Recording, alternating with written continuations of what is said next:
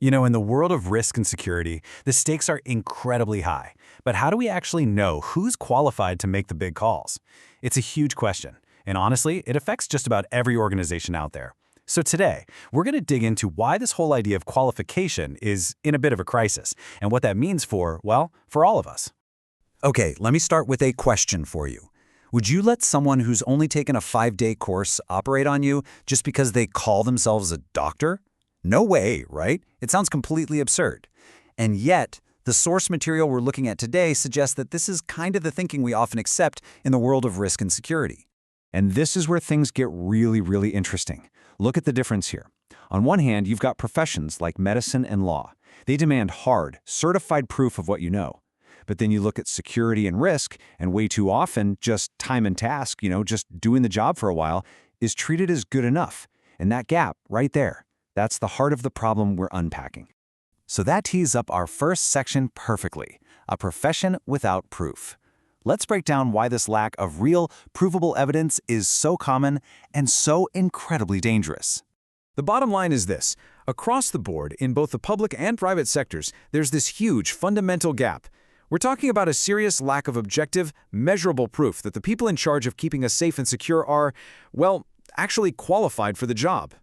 And this quote, it just nails why this isn't some academic debate. The world is moving at a breakneck pace. Threats are more complicated, they're more dynamic, they're more connected than ever before. So in this kind of environment, relying on old knowledge or experience you can't actually verify, that's not just risky, it's pretty much a recipe for disaster. And that, right there, leads us straight into what we can call the experience fallacy, this really flawed but super common idea that just because you've been doing something for a long time, you must be an expert. So here's the deal. Having a fancy job title, or a high rank from a past career, or even decades of so-called experience, it doesn't automatically mean you're competent. They are not, and I mean not, reliable substitutes for proven, measurable knowledge. We've been mixing up being present with being proficient. And hey, this is not a new problem. Listen to this quote from Martin Gill, and get this, it's from way back in 1996.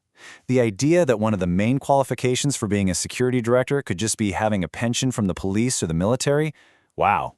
That just shows you how deep-rooted this experience fallacy really is. And believe me, the consequences here are very real. When things go sideways, and they always do, the first thing investigators look for is the root cause. A lack of provable qualifications? That can become Exhibit A in a lawsuit. It can be the reason for assigning blame, and it could even mean your insurance company won't pay out. We're talking about huge financial and legal risk for everyone involved. Okay, so on top of all that, you have another problem. The industry can't even seem to agree on what basic words mean. This creates what the source material calls the security Tower of Babel. It's like everyone's speaking a completely different language. I mean, take a key concept like Enterprise Security Risk Management, or ESRM. It's supposed to be this super important strategic thing, but how it's actually applied and the skills you need to do it, they're often totally fuzzy. So how can we possibly qualify people for a discipline that we can't even define consistently? I really love this analogy from the source material.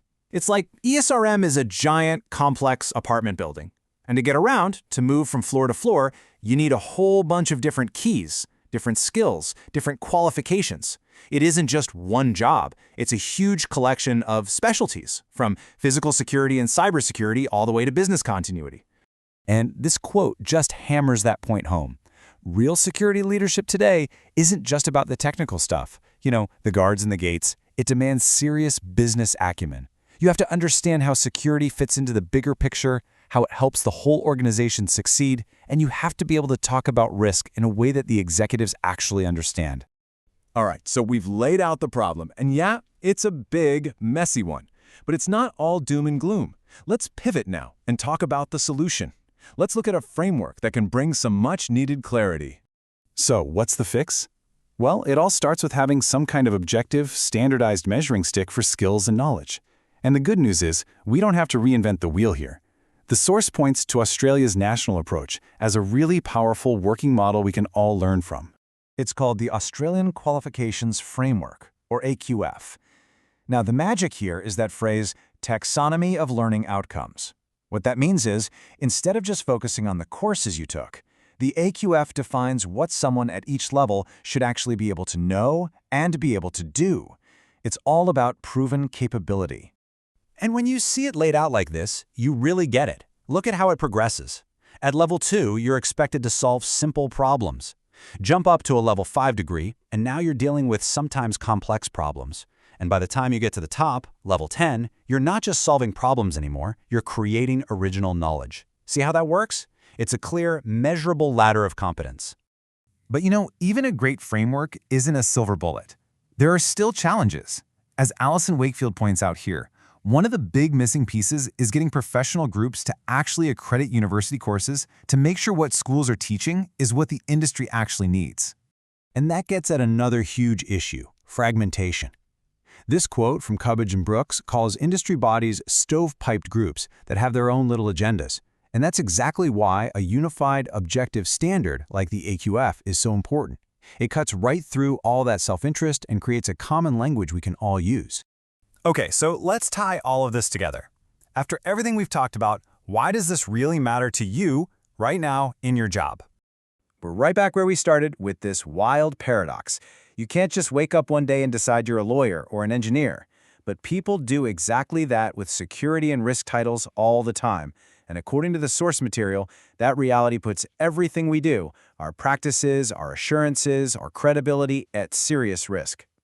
So I'm going to leave you with a few direct questions to think about. First up, when you look at a scale like that Australian framework, where do your skills and knowledge honestly place you? And the follow-up question is even tougher. Can you prove it? Not just with your resume, but with objective, verifiable, formal evidence. And finally, for yourself and for your organization, what are the real-world implications? What are the liabilities if you can't? Because as the world gets more complex and scrutiny gets tighter, these are the questions that are going to define the future of this entire profession.